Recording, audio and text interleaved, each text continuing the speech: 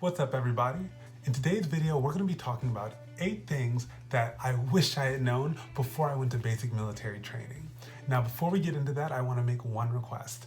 Please subscribe to the channel to help it grow. If you have watched more than 2 of my videos, I think you should be subscribing now. That's just me. But let's cover the basics before we begin. My name is Michael Inman, and I'm an airman in the United States Air Force. I make content about military advice and also specific to the Air Force. It just depends on what I want to say that week. But let's get into this week's video. The first thing that I wish I had known before I had joined the military is someone will be watching UP at basic training. Not every day though. This mainly pertains to the secondary drug test. I think you remember that there is a drug test at MEPS, but there's another drug test within the first week or so when you get to basic military training. So just take that into consideration that during that drug test as well, it's very odd, but someone will just be standing right by the urinal for my men out there, just beelining their eyes toward your no-go area. So prepare yourself for that if it's weird. Luckily, by the time you've gotten to basic training, you have done it before, but I was just not aware that it happens again. So also the timing for my flight, it was like 9 p.m. after a long day, and then they were like, okay, we're doing a drug test. And I was like, again? You do know we're all tired. I didn't say this, but I thought it. The point is you're gonna be doing a drug test and someone's gonna watch you pee. Point 2, during basic military training, within the first day, you will transform mentally and be able to shower in 4 minutes flat. And I don't just mean water, get out. I mean, you will be able to hit all of your spots within 4 minutes and run out of that shower. That is just something you're going to be able to do after you go to basic military training. And it's not something necessarily I needed to know prior to going, but it's something I would have liked to know because maybe I could have practiced before I got there. And it wouldn't have been such a shock. But since there are sometimes 50 people in your flight, male or female, of course they're separated by sex, but depending upon what your gender is, there's a lot of people that need to shower in a very, very small amount of time when your MTI says, y'all got 15 minutes, go figure it out. So as a flight, you get very good at half of the flight. Maybe it's separated by bay. So if you're in Alcatraz, A bay or B bay, and if you're in Disney, front half of the bay, back half of the bay. Who goes first while the other people, let's say, brush their teeth or just get ready for bed? And when half of the flight goes into the restroom, you, like I said, you get very good at kind of getting in these almost kind of sort of organized lines between the shower heads or in front of the shower heads. Let's say there's 6. There were 6 shower heads in my Alcatraz latrine or restroom area. And so you would just kind of wait your turn, get it under the water, and literally hit your T-zone, clean everything, you're good within 4 minutes and be out of there, because there's literally a sea of other people who, if you start taking 5 or 6 minutes, unless you're the last group to get into the shower, people start being like, move. So that is something that you are going to learn at basic military training, and now you know. If you want, you can start practicing it before you go. Next, you will learn how to eat in 10 minutes flat. Of course, through all of the BMT videos on YouTube, you should know that when you're eating during basic military training, people are staring you down. And when I say people, I mean sergeants. MTIs are just walking around, waiting for you to do something that's not allowed or to talk to your friends at the table, and they will go off. Within that culture and space, you also are going to learn how to eat pretty aggressively. Don't choke, please chew your food, but after you get to your table, you are going to be very focused on either doing the everything at once type of eating or the let me finish my fries, then let me get to my burger, and then let me eat my mashed potatoes. That's not a real meal, but it's a good example. I tend to eat item by item. Others tend to mix it all together or just jump in between things. And I think people like me are like, that's so unorganized. What are you doing?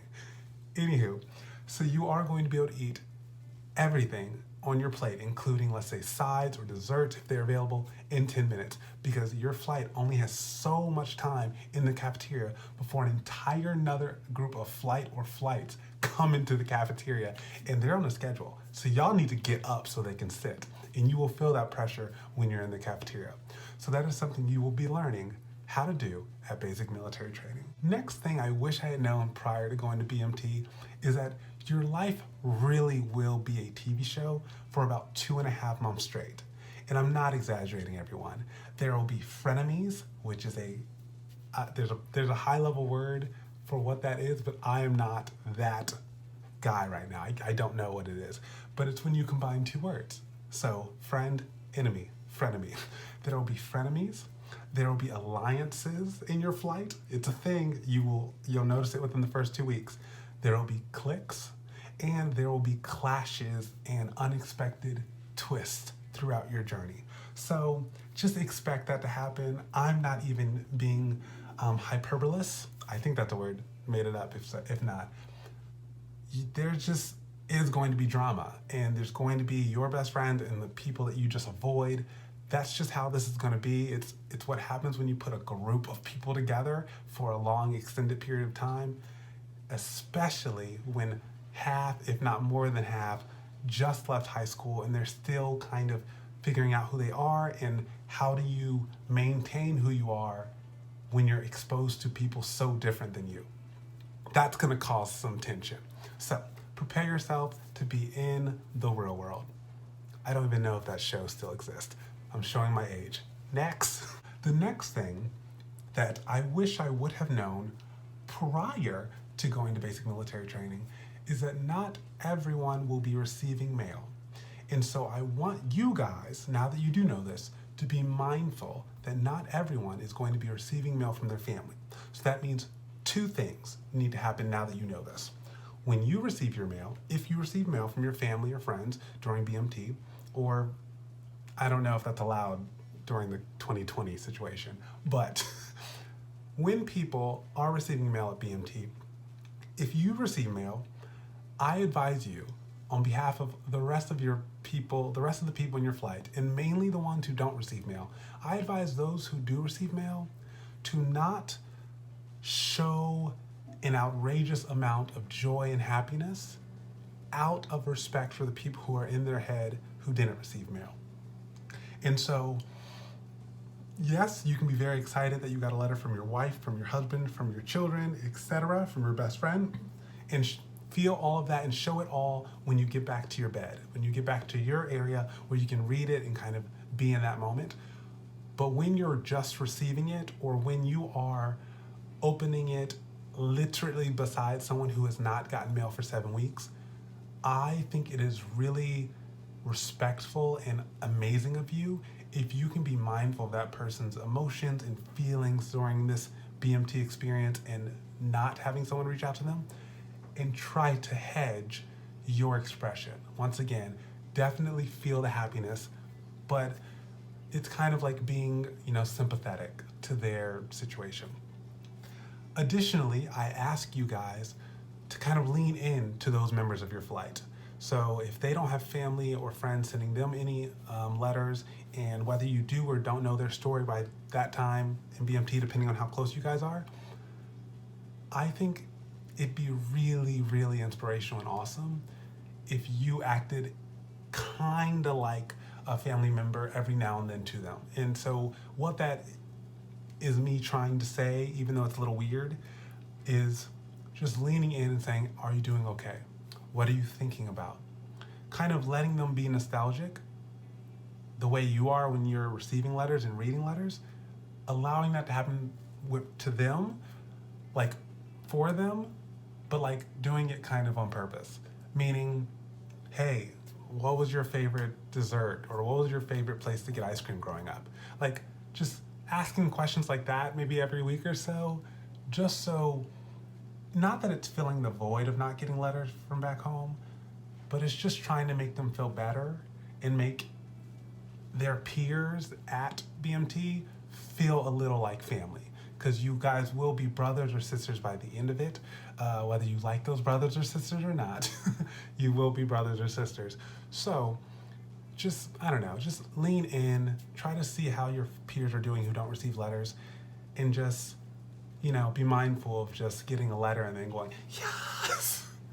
Because, I don't know, the guy or girl who hasn't received letters is going to see you do that, and it will put them in their head, and they will probably go to a sad place. And we don't want that to happen if it can be avoided.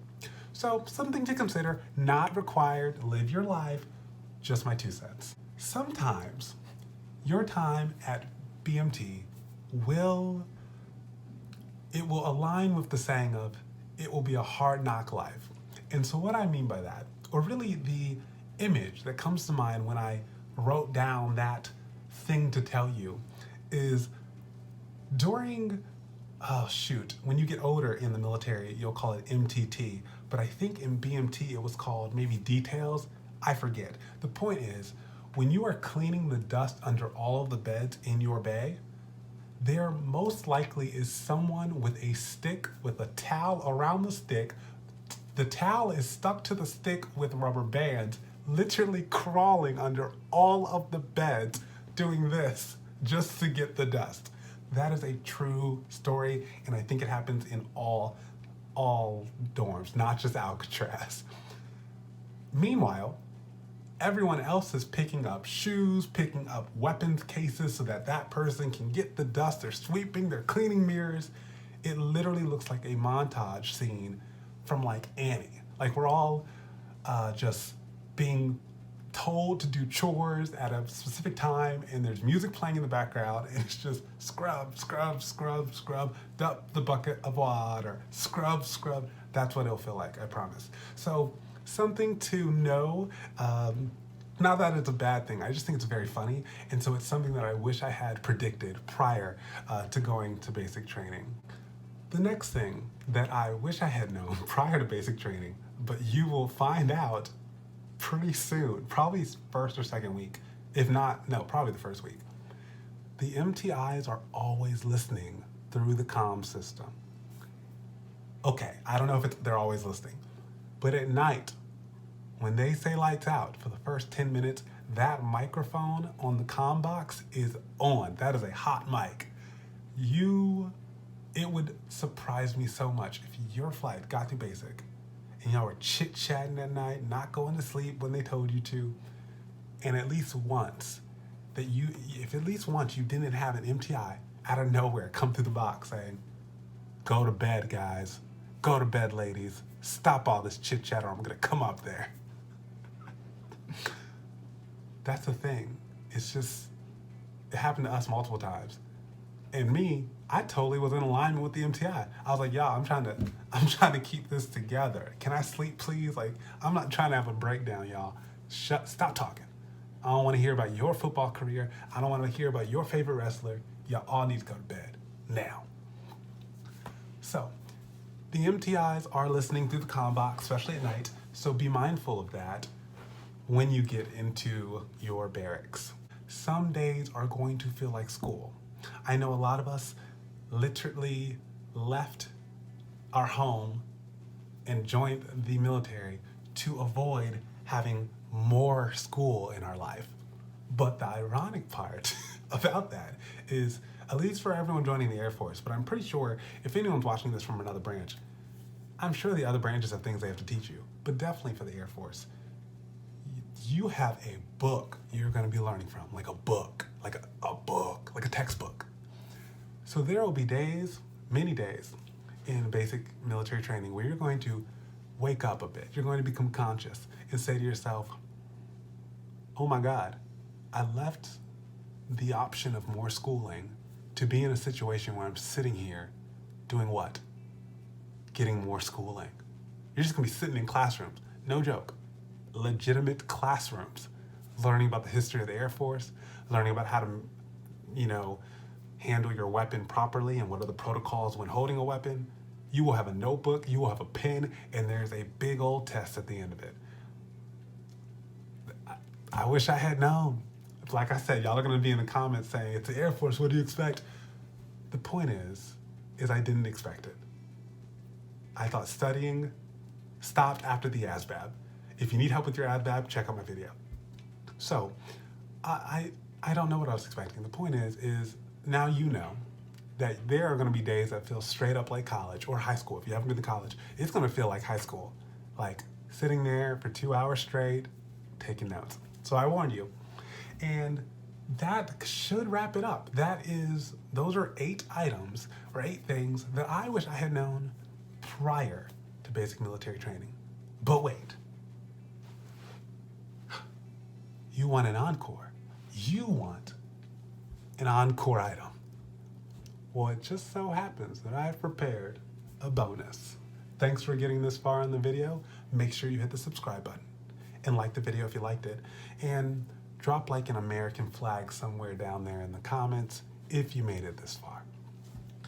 But the bonus item, the 9th item, thing that I wish I had known prior to going to basic military training is how much this experience overall is going to mean not only for myself, but also for all of my friends, for my family, for all of the people who are supporting me from far away, for all the people who know me or kind of knew me growing up.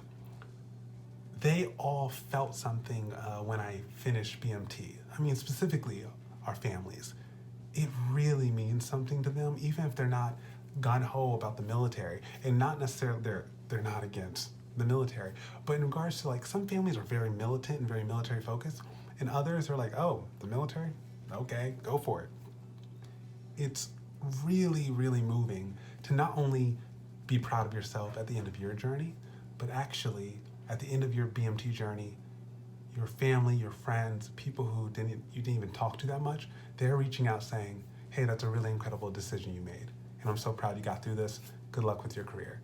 It feels nice, and it makes you feel that feeling of being a part of something bigger than yourself. So that's it. That's my 9th item. I hope you enjoyed this video. That wraps up the things I wish I had known prior to BMT. I will see you in my next video, and have a great rest of your day. Deuces.